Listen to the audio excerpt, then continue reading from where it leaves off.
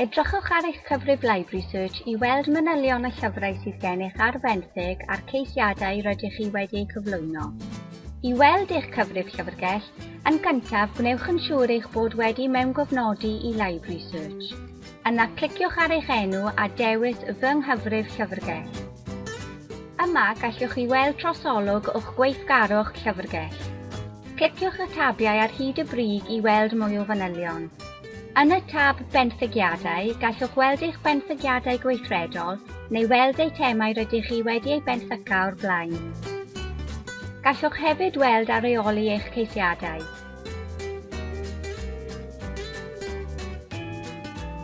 Gallwch clicio ar y tabiau sy'n weddill i weld manylion unrhyw ddiroion neu ffïoedd, neges neu newid eich manylion personol.